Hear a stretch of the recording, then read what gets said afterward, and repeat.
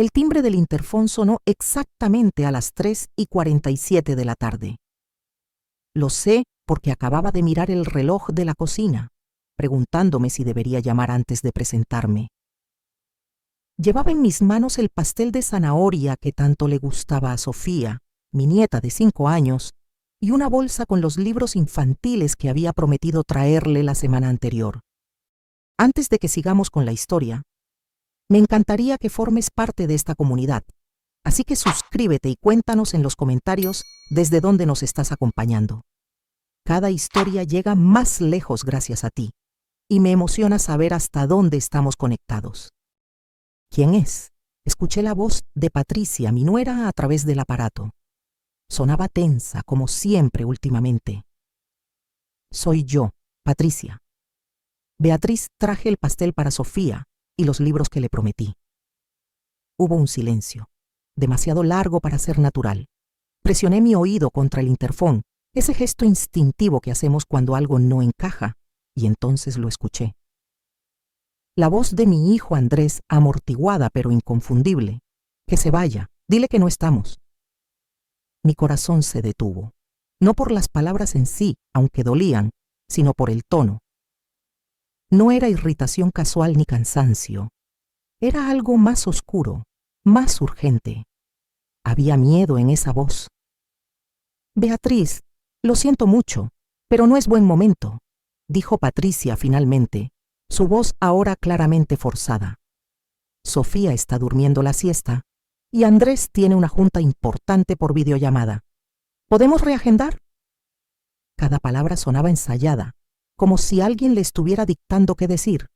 Claro, respondí automáticamente, mi mente funcionando a 1000 por hora. Está todo bien.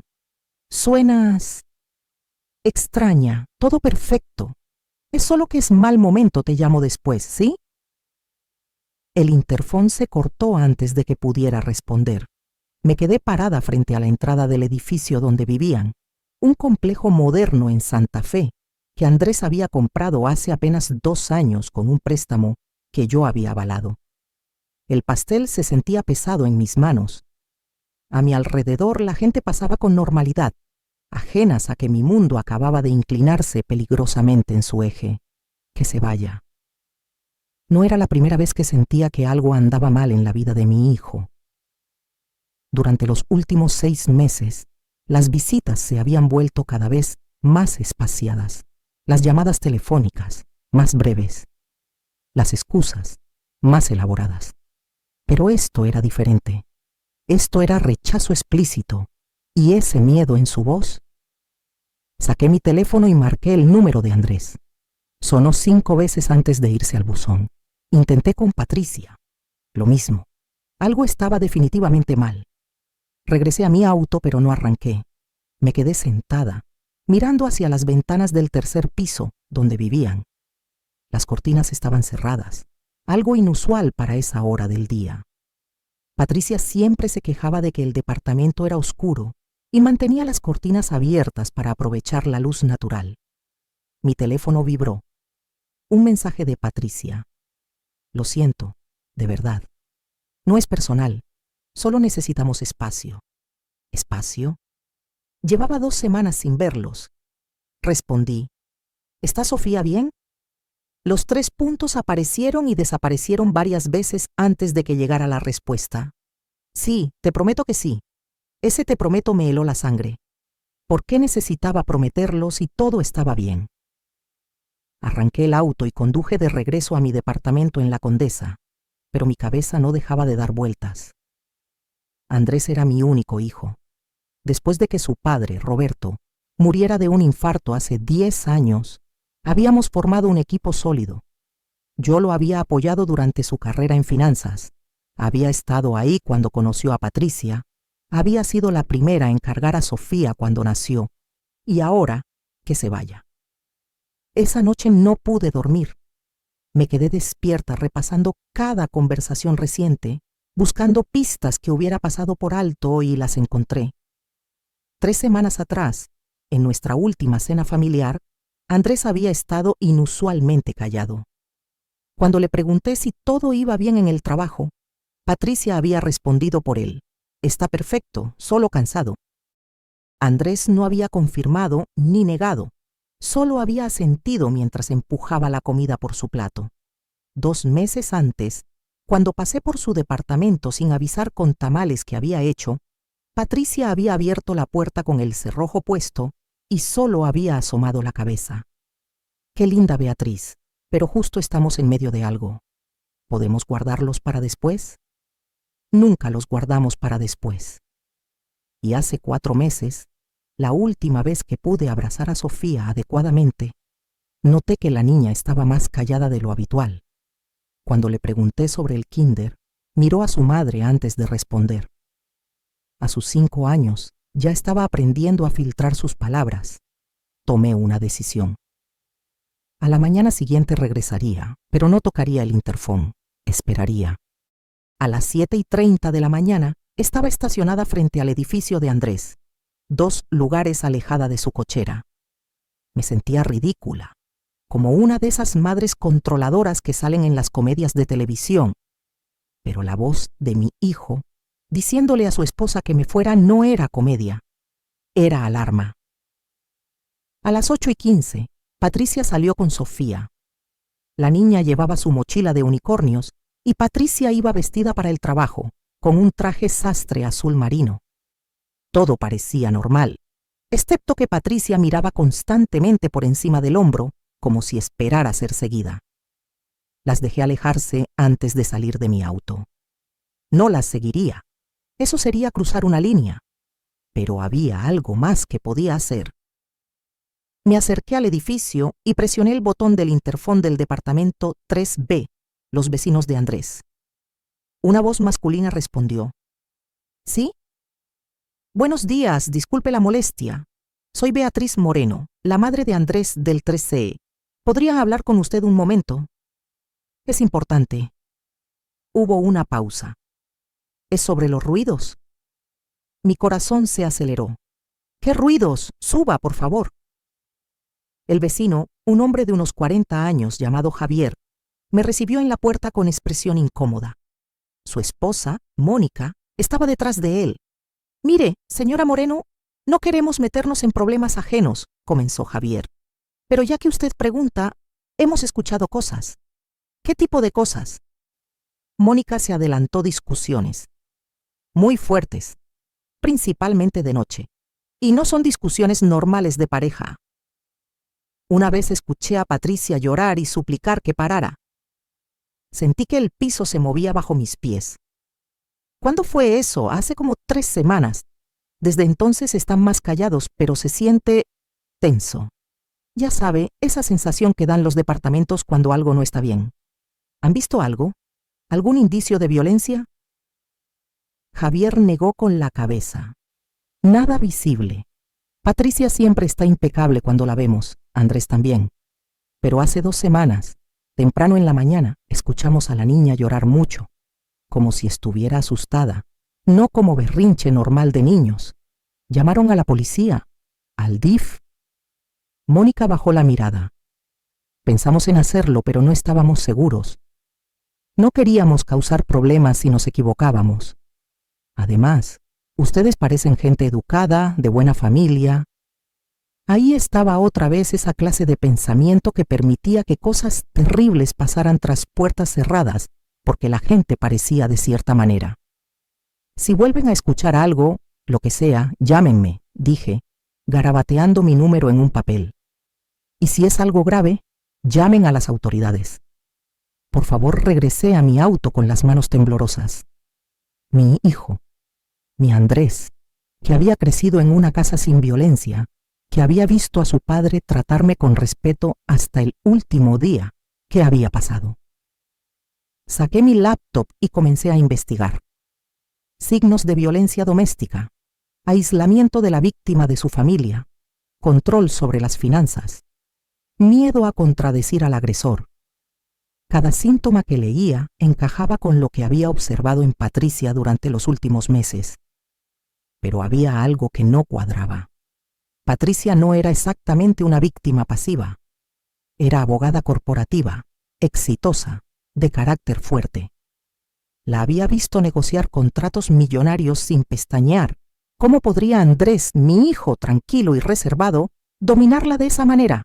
A menos que yo tuviera todo al revés. El pensamiento me golpeó como un puñetazo. ¿Y si no era Andrés el agresor? ¿Y si era Patricia? Volví a revisar cada interacción reciente bajo esta nueva luz. Patricia siempre respondía por Andrés. Patricia controlaba cuándo podía visitarlos. Patricia había sido quien cerró la puerta con cerrojo aquella vez, y esa voz susurrando que se vaya con miedo. ¿Miedo de que yo descubriera algo? ¿Miedo de que Patricia se diera cuenta de que él quería ayuda? Necesitaba hablar con alguien que conociera a mi hijo mejor que yo misma, alguien que lo viera en contextos donde yo no estaba presente. Llamé a Ricardo, el mejor amigo de Andrés desde la universidad. Beatriz, qué sorpresa, respondió con tono alegre. ¿Cómo estás? Ricardo, necesito preguntarte algo sobre Andrés, y necesito que seas completamente honesto conmigo. El tono cambió inmediatamente. ¿Qué pasa? ¿Cuándo fue la última vez que hablaste con él? Dios, debe ser como 4 meses. He intentado contactarlo, pero siempre cancela planes en el último minuto. Patricia dice que está muy ocupado con el trabajo. ¿Patricia dice? Sí. Ella es quien responde sus mensajes últimamente.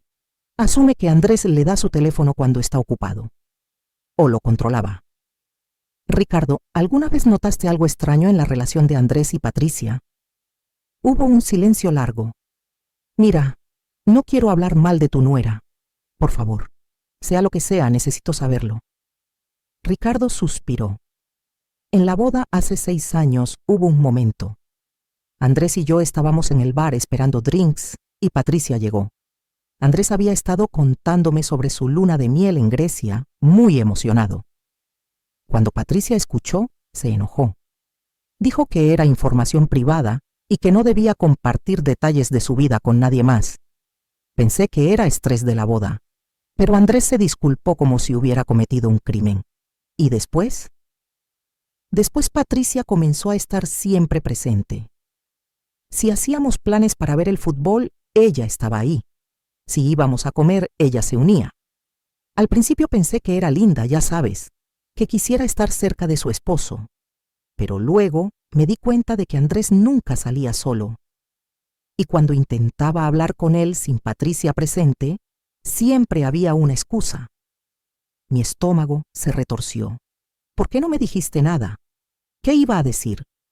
¿Tu hijo es controlado por su esposa? Sonaba ridículo. Además, Patricia siempre fue muy amable conmigo. Pensé que quizás yo era el problema, que estaba celoso de perder a mi amigo. Colgué con Ricardo y marqué otro número. El de Diana, hermana de Patricia. ¿Beatriz? Diana sonaba sorprendida. ¿Sucede algo? Diana, necesito hacerte una pregunta difícil. ¿Patricia tiene antecedentes de comportamiento controlador? El silencio del otro lado fue ensordecedor. Diana, por favor. Creo que Andrés está en problemas. No puedo hablar de esto por teléfono, dijo finalmente Diana. ¿Podemos vernos? Diana eligió un café discreto en Polanco, lejos de donde tanto ella como Patricia trabajaban. Cuando llegué, ya estaba ahí, retorciendo nerviosamente una servilleta. Gracias por venir, dije, sentándome frente a ella. Diana tenía 42 años, 3 más que Patricia. Era más suave en apariencia, menos pulida, con el cabello ligeramente despeinado y sin maquillaje. El contraste con su hermana era notable. No sé si debería estar aquí, comenzó. Patricia es mi hermana, la quiero. Yo también quiero a mi hijo y creo que está en peligro. Diana cerró los ojos. Cuando los abrió, había lágrimas en ellos. Nuestra madre era así como, controladora, manipuladora. Nuestro padre era un buen hombre, trabajador, cariñoso, pero mamá lo destruyó poco a poco. Lo aisló de sus amigos, de su familia. Lo convenció de que nadie más que ella lo entendía. Cuando él trataba de resistirse, ella se ponía en modo víctima. Lloraba, Amenazaba con lastimarse. Decía que si él la amara de verdad haría lo que ella quisiera. Mi sangre se enfrió. ¿Y Patricia? Patricia lo vio todo. Y creo que aprendió que esa era la forma en que funcionan las relaciones. Cuando éramos niñas, yo me rebelaba contra mamá Patricia. Número Patricia estudió su técnica, la perfeccionó. Diana tomó su café con manos temblorosas. Tuve un novio cuando tenía 20 y tantos, Patricia tenía 18.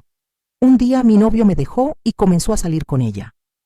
Después me enteré de que Patricia había estado enviándole mensajes durante meses, convenciéndolo de que yo era inestable, de que yo lo engañaba. Todo mentira. ¿Hiciste algo? La confronté. Ella lloró. Dijo que se había enamorado, que no podía controlar sus sentimientos. Hizo que yo pareciera la villana por no apoyar su felicidad. Es su talento, invertir las narrativas. ¿Qué pasó con ese novio? Diana sonrió amargamente. Duró 6 meses con ella. Una vez que lo tuvo completamente bajo su control y dejó de ser un desafío, lo descartó. He visto ese patrón repetirse, novio tras novio, hasta Andrés. ¿Por qué Andrés es diferente? Porque se casó con él. Porque tuvo una hija, con él Patricia finalmente consiguió lo que siempre quiso. Control total y permanente sobre alguien. Diana me miró directamente. Y porque Andrés es genuinamente bueno. No como los otros que eventualmente mostraban su lado oscuro y se volvían contra ella. Andrés solo absorbe todo y trata de ser mejor. ¿Sabes si lo ha lastimado físicamente? No lo sé. Patricia es demasiado inteligente para dejar marcas evidentes, pero emocionalmente, psicológicamente, sí, definitivamente.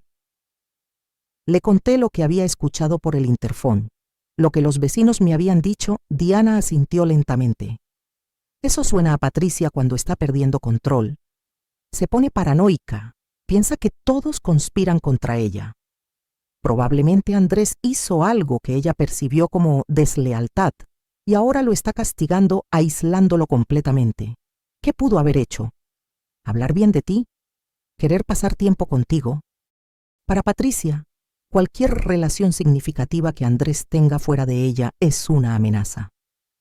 Tengo que sacarlo de ahí. Diana me tomó la mano. Beatriz, he visto a gente intentar rescatar a las víctimas de Patricia. No funciona. Ella los convence de que los rescatistas son el problema. Lo pintará como si tú fueras la controladora, la suegra tóxica. Andrés, condicionado por años de manipulación, probablemente la defenderá. Entonces, ¿qué hago? ¿Dejo a mi hijo en esa situación?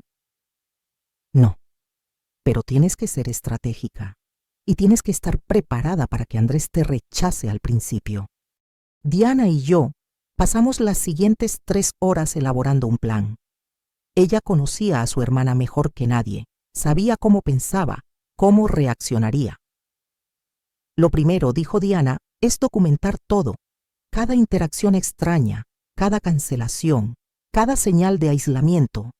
Si esto llega a ser legal, necesitarás evidencia. ¿Legal? Custodia de Sofía. Si Patricia está siendo abusiva con Andrés, probablemente también está afectando a la niña, aunque sea solo al hacerla testigo. Esa idea me revolvió el estómago, pero tenía razón. Lo segundo, contacta a su trabajo. Habla con su jefe, con recursos humanos. Pregunta si han notado cambios en su comportamiento. ¿No parecerá invasivo? Parecerá que eres una madre preocupada. Y si Patricia lo está aislando, probablemente también está afectando su desempeño laboral. ¿Y lo tercero? Crear una salida. Andrés necesita saber que tiene un lugar seguro al cual ir si decide irse. Pero aquí viene lo difícil. No puedes presionarlo. Tienes que plantar la semilla y dejar que él tome la decisión. Salí de ese café con una lista de tareas y un peso enorme en el corazón. Mi hijo estaba atrapado en una jaula invisible y yo tenía que encontrar la manera de darle la llave sin que Patricia notara lo que estaba haciendo. Al día siguiente, llamé a Innovatec, la firma de análisis financiero donde Andrés era director. Pedí hablar con su jefe, Alberto Mendoza. «Señora Moreno, qué sorpresa», dijo Alberto cuando me pasaron la llamada. ¿En qué puedo ayudarla? Alberto, voy a ser directa. Estoy preocupada por Andrés. ¿Ha notado algo diferente en él últimamente? Hubo una pausa. ¿Está usted preguntando como madre o hay algo más? Como madre que sospecha que algo grave está pasando en su vida personal. Alberto suspiró. No debería hablar de esto, pero ya que usted pregunta, sí. Andrés ha cambiado en los últimos meses. Era nuestro empleado más confiable, pero ahora llega tarde, se va temprano o a veces no aparece sin aviso. Cuando está aquí, está distraído. Hemos tenido que reasignar algunos de sus proyectos. ¿Le ha preguntado qué pasa? Varias veces. Él dice que todo está bien, que solo son ajustes de horario por la familia. Pero su esposa ha llamado aquí varias veces, preguntando sobre su horario, con quién trabaja, si viaja. Al principio pensamos que era normal, pero se volvió intenso. ¿Alguna vez ha llegado con marcas, moretones? No físicas, pero emocionalmente. Está como apagado.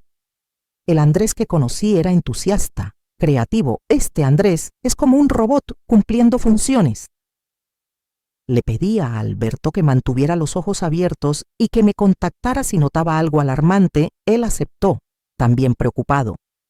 Mi siguiente paso fue el más difícil. Necesitaba ver a Sofía. El kinder al que asistía Sofía, Mundo Mágico, estaba a 15 minutos del departamento de Andrés. Yo había sido registrada como contacto de emergencia cuando nació, así que técnicamente tenía autorización para recogerla. Llegué a las 2:30 de la tarde, hora de salida. Patricia normalmente recogía a Sofía a las 3, después de que terminaban sus actividades extracurriculares. Buenas tardes, le dije a la maestra en la entrada. Soy Beatriz Moreno, abuela de Sofía. Vengo a recogerla hoy. La maestra, una mujer joven llamada Miss Carla, revisó su lista, está registrada, pero necesito que la mamá o el papá confirmen por teléfono. Por supuesto. Llamé a Andrés. No contestó. Llamé a Patricia. Después de 6 timbres respondió. ¿Beatriz? ¿Qué pasa? Estoy en el kinder. Quería llevar a Sofía a comer un helado, pasar tiempo con ella. ¿Está bien? El silencio fue largo y tenso. No es buen momento. Patricia, hace más de 2 semanas que no veo a mi nieta. Solo queremos un helado. Dije que no es buen momento. Su voz se había vuelto dura, sin espacio para negociación. ¿Puedo hablar con Andrés? Está en una junta. Patricia, por favor. Solo 1 hora con Sofía. ¿Sabes qué? Ya me cansé de esto. Deja de acosarnos. Deja de aparecer sin avisar. Deja de llamar a cada momento. Claramente no respetas nuestros límites. ¿Límites? Soy su abuela. Y nosotros somos sus padres y decidimos quién pasa tiempo con ella y cuándo. Colgó. Me quedé ahí, con el teléfono en la mano, sintiendo cómo la tierra se abría bajo mis pies. La maestra me miraba con incomodidad. Lo siento, señora Moreno. Sin autorización. Lo entiendo. Estaba por irme cuando vi a Sofía salir de su salón. Nuestras miradas se encontraron. Su cara se iluminó y corrió hacia mí. Abuela. Me arrodillé y la abracé, inhalando el aroma de su champú de fresa. Hola, mi amor. ¿Cómo estás? Bien. ¿Viniste a recogerme? No, corazón. Tu mami va a venir pronto. Su carita se entristeció. ¿Por qué ya no vienes a la casa? Sentí un nudo en la garganta. He estado ocupada, mi amor. Mami dice que estás enojada con nosotros. Esas palabras me partieron. No, mi cielo. Nunca podría estar enojada contigo. ¿Y con papi? Tampoco. Sofía me miró con esos ojos enormes y oscuros que había heredado de Andrés. Papi está triste. Llora en las noches. El mundo se detuvo. ¿Tu papi llora? Sofía asintió. Cuando cree que estoy dormida. Y a veces mami le grita. Fuerte. Yo me tapo los oídos con la almohada. Miss Carla se acercó suavemente. Sofía. Cariño, ven. Vamos a esperar a tu mami adentro. Besé la frente de mi nieta. Te amo mucho, Sofía. Nunca lo olvides. Yo también te amo, abuela. La vi alejarse Y en ese momento tomé una decisión. Ya no podía ser sutil. Ya no podía esperar a que Andrés encontrara su propia salida. Tenía que actuar. Esa noche, a las 10 de la noche, estaba frente al edificio de Andrés nuevamente. Esta vez no tocaría el interfón. Esta vez usaría la llave que Andrés me había dado años atrás, por emergencias. Esto era una emergencia. Subí las escaleras en lugar del elevador, tratando de hacer el menor ruido posible. En el tercer piso, caminé hasta su puerta. Presioné mi oído contra ella. Silencio. Inserté la llave lentamente. Giré. La puerta se abrió sin resistencia.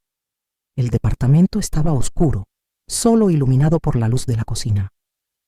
Me moví silenciosamente hacia el interior.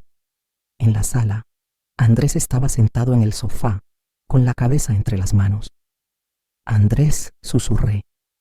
Levantó la cabeza bruscamente. Su cara estaba llena de pánico.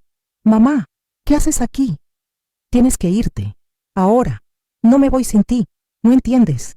Si Patricia se despierta y te encuentras aquí». «¿Qué? ¿Qué va a pasar, Andrés?» Se puso de pie, moviéndose hacia mí para empujarme suavemente hacia la puerta. «Por favor, mamá, solo vete. Estoy bien. No estás bien. Tu hija me dijo que lloras por las noches. Los vecinos escuchan peleas.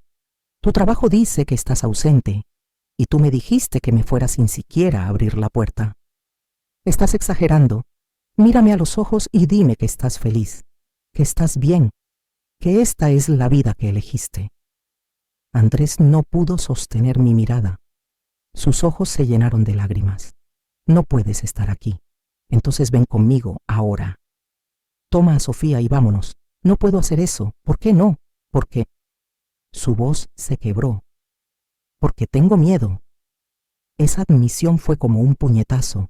Mi hijo, mi fuerte y capaz hijo, tenía miedo de su propia esposa. ¿De qué tienes miedo? De todo. De perder a Sofía. De lo que Patricia dirá, de lo que hará. De que tengas razón y yo sea realmente débil por no poder manejar mi propio matrimonio, Andrés. No, déjame terminar. Se sentó de nuevo, limpiándose los ojos. Al principio era perfecto. Patricia era atenta, cariñosa. Me hacía sentir especial. Pero poco a poco empezó a señalar cosas. Que mis amigos eran mala influencia, que tú eras sobreprotectora, que necesitaba poner límites. Y yo pensé que tenía razón, que estaba madurando, y después se volvió más intenso. Si llegaba 15 minutos tarde del trabajo, había interrogatorio. Si olvidaba responder un mensaje, había escenas. Si mencionaba algo sobre mi día que no la incluía, se enojaba. Andrés respiró profundo. Y cuando Sofía nació, empeoró.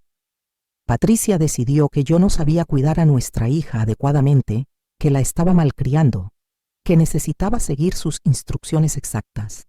¿Alguna vez te ha golpeado?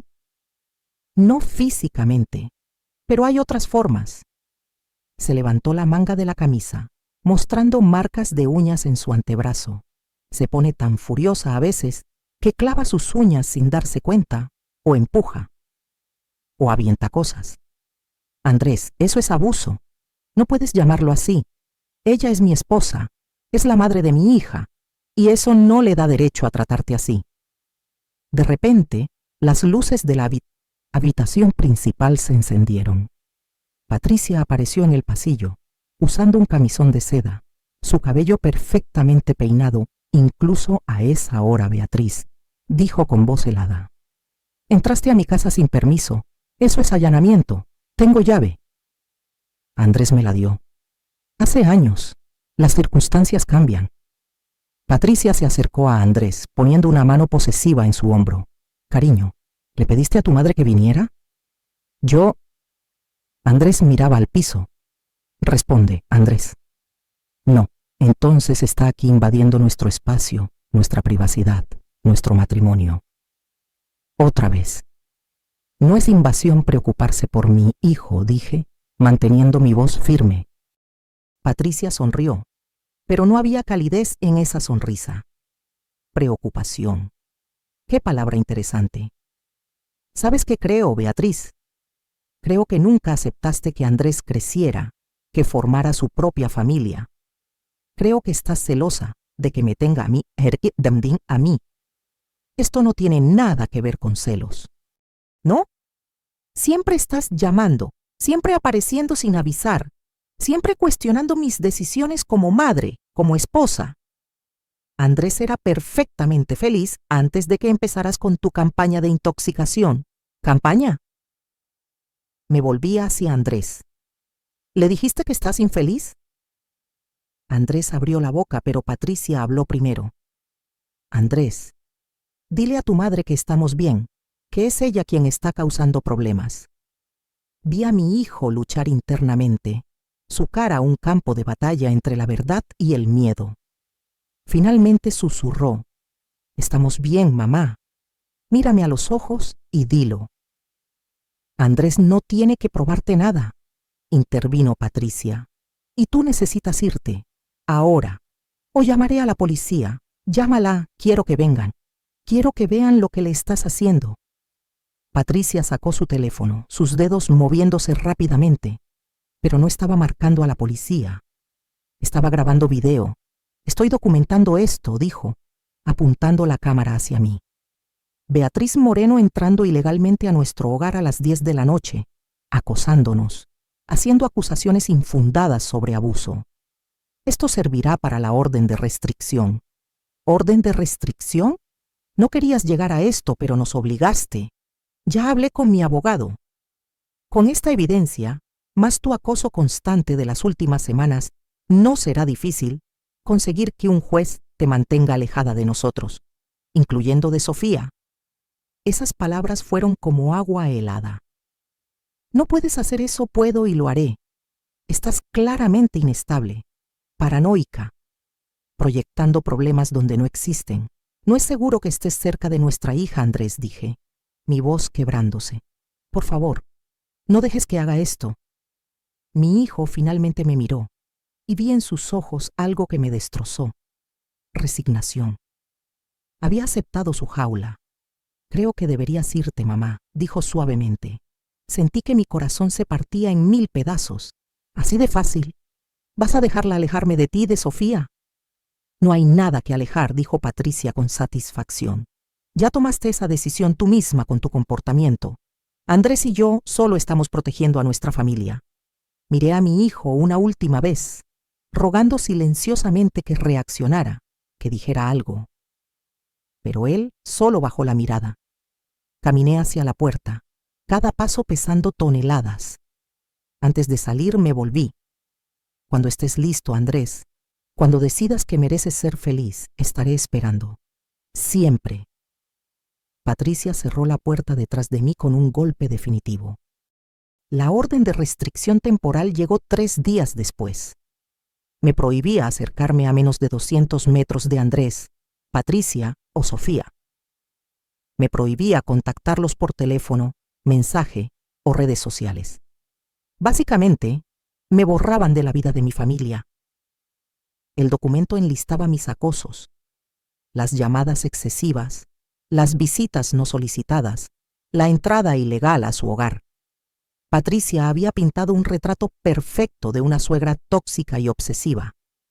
Esto es reversible, me aseguró mi nuevo abogado, Marcos Villanueva, un hombre de 60 años especializado en derecho familiar. Pero necesitamos evidencia sólida de que Andrés está siendo víctima de abuso. Tengo testimonios de vecinos, de su jefe.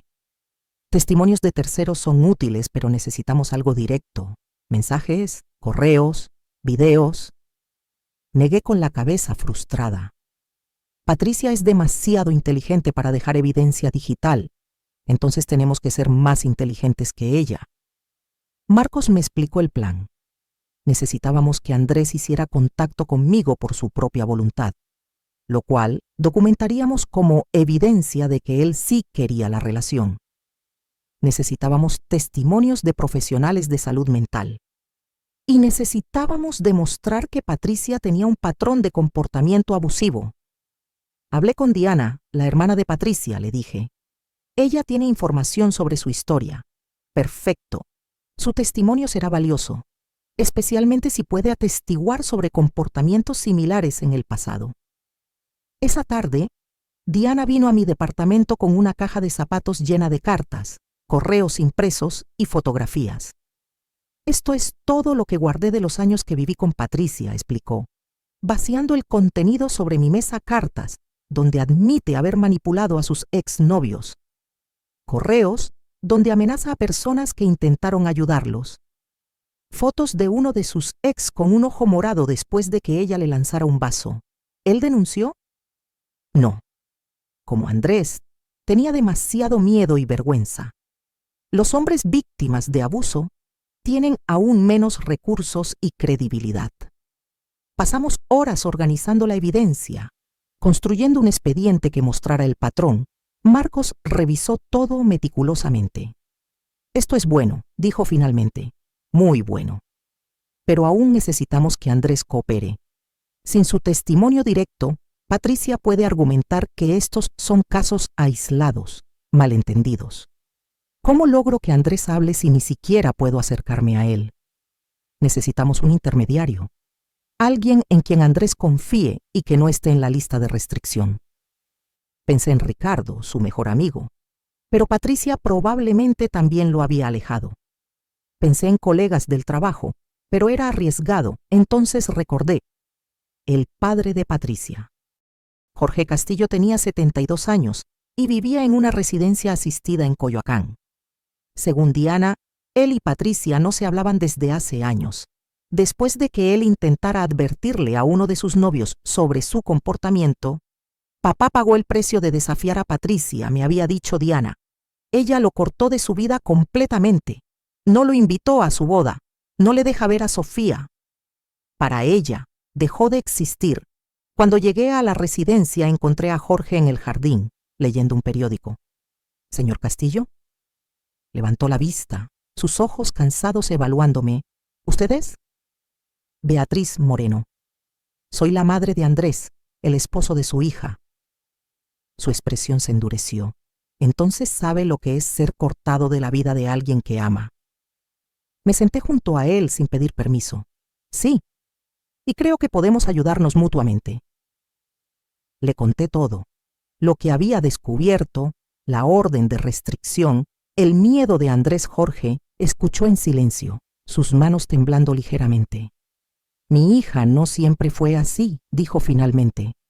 O quizás sí, y yo no quise verlo. Su madre, mi esposa, murió cuando Patricia tenía 8 años, Diana tenía 11. Quizás malcrié a Patricia tratando de compensar esa pérdida. Le di todo lo que quería. Nunca la corregí cuando manipulaba situaciones a su favor. No es su culpa lo que ella hace ahora, ¿no? Yo le enseñé que las lágrimas y la manipulación funcionaban. Cada vez que Diana se quejaba de algo que Patricia había hecho, yo defendía a Patricia la pequeña, la indefensa, la que había perdido a su madre. Jorge sacudió la cabeza. Diana intentó advertirme durante años. Yo no escuché. Pero puede escuchar ahora y puede ayudar a Andrés. ¿Cómo? Patricia no me dejará acercarme. No necesita acercarse físicamente. Necesito que escriba una carta a Andrés, contándole lo que vio en Patricia mientras crecía, advirtiendo sobre su patrón de comportamiento. Y otra carta al juez, explicando por qué cree que Patricia es peligrosa. Jorge me miró largamente.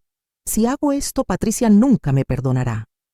Cualquier posibilidad de reconciliación con ella o de conocer a mi nieta desaparecerá. Esa posibilidad ya no existe. Patricia lo eliminó de su vida hace años, pero puede salvar a su yerno y, en el proceso, quizás eventualmente tener una relación con Sofía. Jorge asintió lentamente. Está bien, lo haré. Pasamos las siguientes horas redactando las cartas. Jorge tenía memoria fotográfica para los detalles, incidentes específicos de la infancia de Patricia, comportamientos que en ese momento parecieron travesuras, pero que en retrospectiva mostraban un patrón claro de manipulación y crueldad. Hubo un incidente cuando tenía 12 años, recordó Jorge. Diana tenía un perro, Toby. Patricia quería ese perro para ella. Diana dijo que no. Una semana después, Toby escapó del jardín. Lo encontramos días después, gravemente herido. Diana estaba destrozada. Años más tarde, Diana me dijo que había visto a Patricia abrir el portón deliberadamente. ¿Le creyó? En ese momento no. Ahora me pregunto cuántas cosas vi pero no quise ver. Cuando terminamos, Jorge firmó ambas cartas haga que valga la pena. Me dijo mientras me las entregaba. Salve a ese muchacho. Lo intentaré. 2 semanas después, la audiencia para la orden de restricción permanente estaba programada. Marcos había presentado toda nuestra evidencia. Los testimonios de los vecinos, el reporte del jefe de Andrés, las cartas de Jorge, el expediente compilado por Diana. Patricia llegó al juzgado, con un traje azul marino y su cabello recogido en un moño perfecto. Andrés iba a su lado, luciendo demacrado y exhausto. Sofía no estaba con ellos, probablemente con una niñera. Cuando nuestras miradas se cruzaron, vi en los ojos de Andrés algo que no había visto antes. Determinación. La audiencia comenzó. El abogado de Patricia presentó su caso primero, pintándome como una madre controladora que no podía aceptar que su hijo había crecido. Mostró evidencia de mis llamadas, mis visitas, mi intrusión en su hogar. La señora Moreno, argumentó su abogado, representa un patrón clásico de comportamiento obsesivo. Se niega a respetar los límites establecidos por su hijo y su nuera. Ha acosado a los vecinos buscando información. Ha contactado al empleador de mi cliente para hacer preguntas inapropiadas e incluso entró ilegalmente a su hogar a altas horas de la noche.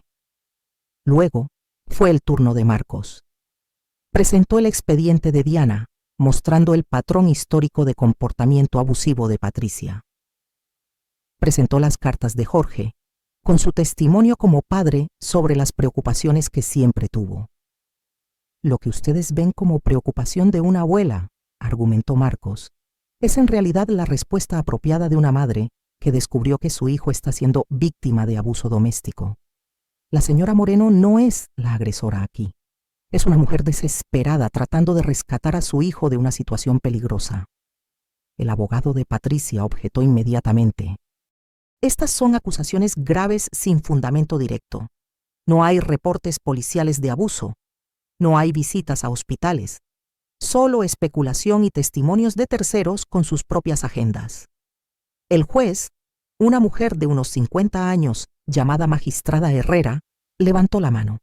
Entiendo ambos argumentos. Sin embargo, hay un testimonio que no he escuchado y que es crucial para esta decisión. Se volvió hacia Andrés. Señor Velasco, ¿está usted siendo víctima de abuso por parte de su esposa? El silencio en la sala fue absoluto. Patricia miró a Andrés con intensidad, una advertencia clara en sus ojos. Andrés abrió la boca, luego la cerró. Sus manos temblaban.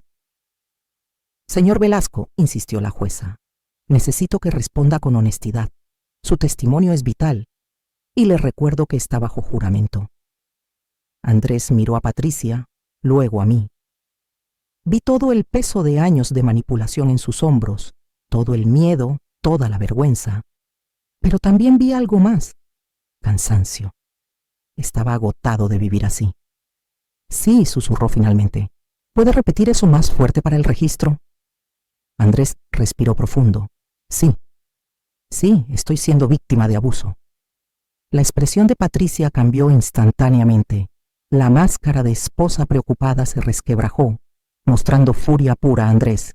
¿Qué estás haciendo? Silencio en la sala, ordenó la jueza. Señor Velasco, ¿puede elaborar? Y Andrés habló. Con voz temblorosa al principio, luego más firme, detalló años de abuso psicológico y emocional. El control sobre sus movimientos, sus amistades, su dinero. Las escenas violentas, los objetos lanzados, las noches donde dormía en el sofá porque Patricia había cerrado la puerta de su propia habitación con llave como castigo. Me convenció de que yo era el problema, dijo Andrés. lágrimas corriendo por su rostro, que si solo fuera mejor esposo, mejor padre, ella no tendría que comportarse así. Me aisló de mi madre, de mis amigos, incluso de mi hija. Sofía tiene miedo de molestar a su madre. Tiene 5 años y ya camina de puntitas en su propia casa. Esto es ridículo, explotó Patricia poniéndose de pie. Está mintiendo. Se coludió con su madre porque ella lo manipuló. Señora Velasco, siéntese o la sacaré de esta sala. Advirtió, la jueza Patricia se sentó, pero su mirada hacia Andrés era asesina. La jueza revisó sus notas. Basándome en el testimonio presentado y en la evidencia del patrón de comportamiento, voy a tomar varias decisiones. Primero, la orden de restricción contra la señora Moreno queda desestimada. Segundo, ordeno una evaluación psicológica completa de ambos padres. Tercero, establezco una orden de protección temporal para el señor Velasco. ¿Qué? Patricia se puso de pie nuevamente. Usted no puede hacer eso. Sí puedo y lo estoy haciendo. El señor Velasco tendrá prohibido regresar al domicilio compartido hasta nueva orden. La señora Velasco tendrá prohibido contactarlo, excepto a través de representación legal. La custodia de la menor Sofía queda temporalmente compartida con supervisión del DIFE hasta que las evaluaciones estén completas. Patricia comenzó a gritar, llamando incompetente a la jueza, acusándola de estar en contubernio con nosotros. Su abogado trató de calmarla, pero ella lo empujó. 2 oficiales se acercaron para escoltar a Patricia fuera de la sala, mientras ella seguía gritando amenazas. Cuando la sala se vació, Andrés se volteó hacia mí. Por primera vez en meses realmente me vio. Mamá, dijo con voz quebrada, lo siento mucho. Lo abracé, sintiendo su cuerpo sacudirse con sollozos contenidos durante años. Ya pasó, estás a salvo.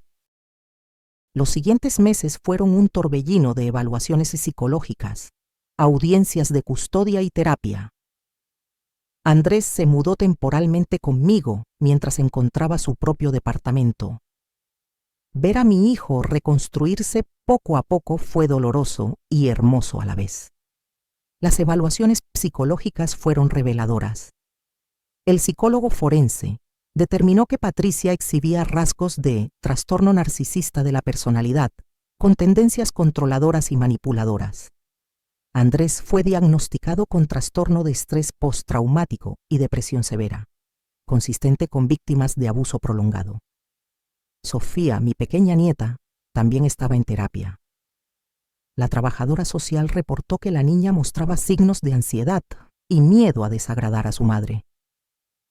Papá, me dijo Sofía una tarde mientras coloreábamos juntas en mi sala, ya no tengo que tener miedo. Andrés, que estaba preparando café en la cocina, se detuvo. Vino a la sala y se arrodilló junto a su hija. No, mi amor, ya no tienes que tener miedo. Papá va a asegurarse de que siempre estés segura. ¿Y mami? Esa pregunta era complicada. Patricia había sido puesta en tratamiento psicológico obligatorio como condición para mantener la custodia compartida. Sus visitas con Sofía eran supervisadas después de un incidente donde intentó alejar a la niña del supervisor. Mami te ama, dijo Andrés cuidadosamente, pero a veces no sabe cómo mostrarlo de manera saludable. Está aprendiendo. Era la respuesta correcta para una niña de 5 años, aunque la verdad era más complicada. Patricia se negaba a aceptar responsabilidad, insistiendo en que ella era la víctima de una conspiración entre Andrés, Diana, Jorge y yo. Diana había recuperado contacto con su padre. Jorge, ahora involucrado en la vida de Sofía, había florecido. Ver a ese hombre anciano jugar con su nieta, experimentando finalmente lo que Patricia le había negado durante años, era conmovedor. Gracias, me dijo Jorge una tarde, mientras observábamos a Sofía jugar en el parque, por darme el valor de hacer lo correcto, aunque fuera tarde. Nunca es tarde para hacer lo correcto. Ricardo, el mejor amigo de Andrés, también había reaparecido en su vida. Cuando se reencontraron después de meses, Ricardo lloró. «Pensé que te había perdido», le dijo a Andrés. «Pensé que te había hecho algo malo y por eso me alejaste». «No fuiste tú», respondió Andrés. «Nunca fuiste tú». Ver a mi hijo recuperar sus amistades, sus intereses, su personalidad, era como verlo resucitar. El Andrés, que había sido enterrado bajo años de abuso, estaba emergiendo lentamente. Pero no era un proceso lineal. Había días malos, días donde la culpa y la vergüenza lo abrumaban. ¿Cómo pude dejar que pasara?, me preguntó una noche, después de una pesadilla particularmente mala. ¿Cómo pude ser tan débil? No eras débil, eras humano. Y estabas atrapado en un ciclo diseñado específicamente para hacerte sentir que no tenías salida. Expuse a Sofía a eso. Mi propia hija creció pensando que esa era una relación normal. Pero ahora le estás mostrando algo diferente. Le estás enseñando que está bien poner límites, que está bien pedir ayuda, que está bien alejarse de situaciones que te lastiman. 6 meses después de la audiencia inicial, el juez dictaminó la custodia final. Andrés obtuvo custodia primaria de Sofía. Patricia tenía visitas supervisadas cada 15 días, con la posibilidad de expandirlas si completaba su tratamiento y mostraba progreso genuino. Patricia apeló, por supuesto. Su nuevo abogado argumentó que el sistema estaba predispuesto contra las madres. Pero la evidencia era abrumadora y la apelación fue rechazada. 1 año después de aquella tarde en el Interfón, Andrés firmó el contrato de arrendamiento de su nuevo departamento. Era más pequeño que el que había compartido con Patricia, pero era suyo decorado, según sus gustos, lleno de luz, con una habitación especial para Sofía pintada del color que ella eligió, amarillo girasol. «Es perfecto», dijo Sofía, dando vueltas en su nueva habitación. Esa noche, los 3 cenamos en mi departamento. Andrés cocinó, algo que Patricia nunca le había permitido hacer porque lo hacía mal. Resultó que mi hijo era bastante buen cocinero cuando se le daba la oportunidad. «Mamá», dijo Andrés, mientras lavábamos los platos después de que Sofía se durmiera en mi sofá. «Nunca te agradecí apropiadamente. No tienes que agradecer nada». «Sí tengo. Cuando me dijiste que te fueras aquella noche, cuando seguí el juego de Patricia, pensé que te había perdido. Pensé que nunca me perdonarías. Eres mi hijo. No hay nada que perdonar. Si no hubieras persistido, si hubieras aceptado la orden de restricción y te hubieras alejado, no sé dónde estaríamos ahora. Probablemente seguiría en ese departamento, convenciéndome de que merecía ser tratado así. Pero no estás ahí, estás aquí. Y eso es lo que importa». Andrés me abrazó y en ese abrazo sentí todo: el dolor, el miedo, la gratitud, el amor. «¿Crees que algún día seré normal otra vez?», preguntó. «No sé si normal existe, pero creo que serás feliz. De una manera nueva, más fuerte». 3 meses después, recibí una llamada inesperada. Era Patricia Beatriz. «Necesito hablar contigo». Su voz sonaba diferente, menos dura, más humana. «No creo que sea apropiado, por favor. Solo 15 minutos. Hay cosas que necesito decir». Consulté con Marcos, mi abogado, quien me aconsejó llevar a alguien conmigo y grabar la conversación. Diana se ofreció a acompañarme. Nos encontramos en un café neutral. Patricia lucía diferente, sin maquillaje, el cabello más simple, ropa casual. Se veía cansada, pero real. «Gracias por venir», comenzó. «Sé que no tenías obligación». «¿Qué quieres, Patricia?» «Quiero disculparme. No espero que me perdones. No espero que esto cambie nada. Pero mi terapeuta dice que parte de mi recuperación es aceptar responsabilidad por el daño que causé». Diana y yo intercambiamos miradas. Esto era inesperado. «He estado en terapia intensiva», continuó Patricia. «Real, no solo ir a cumplir. Y he tenido que enfrentar cosas sobre mí misma que son devastadoras, cosas que hice, formas en que manipulé y lastimé a personas que decía amar. incluyendo a Andrés, especialmente a Andrés. Su voz se quebró. Yo lo amaba, o pensaba que lo amaba, pero lo que sentía no era amor, era posesión, era necesidad de control, era replicar el único modelo de relación que conocía a nuestra madre, murmuró Diana. Patricia asintió, lágrimas corriendo por su rostro. Vi a mamá destruir a papá poco a poco, y en lugar de horrorizarme aprendí, porque mamá siempre conseguía lo que quería. Papá siempre cedía, y yo pensé que así era el amor. ¿Y Sofía? Sofía. Patricia respiró temblorosamente. Sofía merece mejor. Merece una madre que pueda amarla sin condiciones, sin control. No sé si puedo ser esa madre, pero estoy intentando aprender. Nos quedamos en silencio un momento. Era fácil odiar a la Patricia que había conocido, la manipuladora, la abusiva. Era más difícil saber qué hacer con esta Patricia, rota y tratando de recomponerse. Te creo, dije finalmente. Creo que estás siendo sincera. Pero sinceridad no borra el daño, lo sé. Y no sé si Andrés alguna vez podrá escucharte. Ese es su derecho, también lo sé. Patricia limpió sus lágrimas. Solo quería que supieras que tenía razón, sobre todo, y que lamento no haberlo visto antes. Cuando nos fuimos, Diana estaba callada. ¿Crees que es genuina?, preguntó finalmente. Creo que quiere serlo. Si eso se traduce en cambio real, el tiempo lo dirá. Sofía ahora tiene 8 años. Es una niña brillante, curiosa, que ya no camina de puntitas en su propia casa. Está en terapia, procesando lo que vivió, pero cada día es un poco más libre. Andrés está en una relación nueva. Se llama Laura. Es maestra de primaria, y cuando los vi juntos por primera vez, vi algo que nunca vi con Patricia: igualdad. Laura no lo controla. Él no le teme. Son socios. ¿Estás seguro?, le pregunté cuando me dijo que era serio con ella. Después de todo lo que pasaste, por eso estoy seguro, respondió. Sé cómo se siente una relación tóxica, y esto no lo es. Laura me desafía a ser mejor, pero nunca me hace sentir menos. Me apoya, pero nunca me controla. Y cuando tengo momentos difíciles, cuando el PTSD aparece, ella está ahí sin juzgar. Patricia completó su tratamiento y ahora ve a Sofía sin supervisión cada 2 semanas. Las visitas son breves, estructuradas, pero según la terapeuta de Sofía están mejorando. Patricia nunca recuperará la custodia primaria y ella parece haberlo aceptado. Mami es diferente ahora, me dijo Sofía hace unos meses.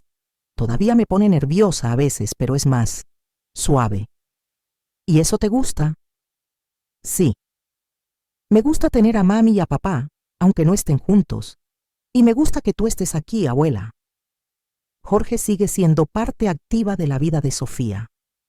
Él y Diana se han reconciliado completamente, y ocasionalmente, muy ocasionalmente, Patricia se une a reuniones familiares. Es incómodo, pero funcional. Ricardo se casó el año pasado. Andrés fue su padrino. Ver a mi hijo parado ahí, celebrando a su amigo, rodeado de personas que lo aman sin condiciones, fue uno de los momentos más hermosos de mi vida. En cuanto a mí, aprendí algo fundamental: confiar en mis instintos. Aquella tarde, cuando escuché a mi hijo susurrar que se vaya a través del interfón, supe que algo estaba mal. Pude haber ignorado esa voz interna, pude haber aceptado las excusas, pudo haber respetado los límites que Patricia establecía. Pero no lo hice, persistí. Investigué, luché y salvé a mi hijo. No todas las historias de abuso terminan con el rescate. Muchas víctimas nunca encuentran la salida. Muchas familias nunca ven las señales o, si las ven, deciden no involucrarse. Pero yo me involucré. Y aunque el proceso fue doloroso, aunque hubo momentos donde dudé de todo, aunque la batalla legal y emocional casi me destruye, valió la pena. Porque ahora, cuando visito a Andrés y Sofía en su departamento, cuando me abren la puerta con sonrisas genuinas, cuando cenamos juntos sin tensión ni miedo, Cuando Sofía me abraza y dice, te amo, abuela sin mirar primero si tiene permiso. En esos momentos, sé que hice lo correcto. El interfón ya no es una barrera entre nosotros. Es solo un dispositivo, un pedazo de tecnología sin poder. Las puertas están abiertas. Las voces ya no susurran con miedo y mi familia, golpeada pero no rota, sigue adelante, juntos. Si esta historia te dejó pensando, espera a ver la siguiente. Haz clic ahora en el video que está apareciendo en pantalla. Ahí la traición y el giro final te van a dejar sin palabras.